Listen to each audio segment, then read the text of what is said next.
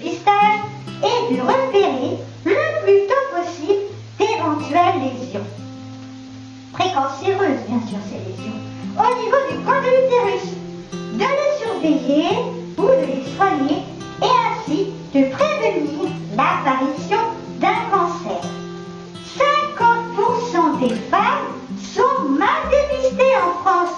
Oui, car pas ou trop peu souvent dépistées, alors que 40% sont trop souvent dépistées.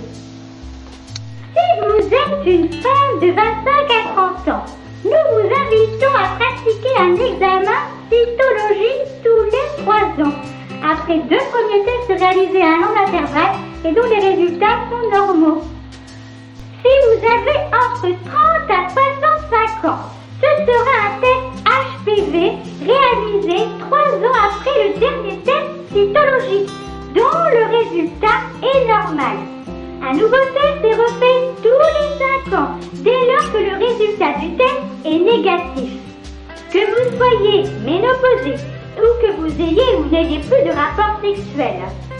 Avec les HPV, le délai entre une infection persistante et un cancer, eh bien, il y a 15 à 20 ans.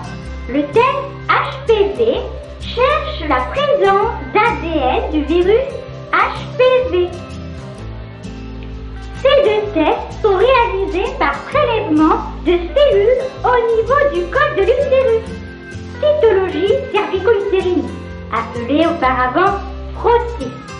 Pour faire le dépistage, nous vous conseillons de prendre rendez-vous avec un professionnel de santé, médecin généraliste, gynécologue, sage-femme ou avec un laboratoire si vous avez une ordonnance. Vous pouvez contacter un hôpital, un centre de soins ou de planification familiale, un laboratoire de biologie médicale.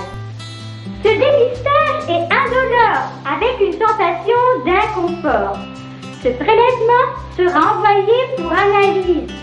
Si une anomalie est détectée, votre médecin vous prescrira des examens complémentaires pour préciser le diagnostic et déterminer la prise en charge. Si un cancer est détecté, en général, les soins seront plus légers et permettront de préserver davantage la fertilité.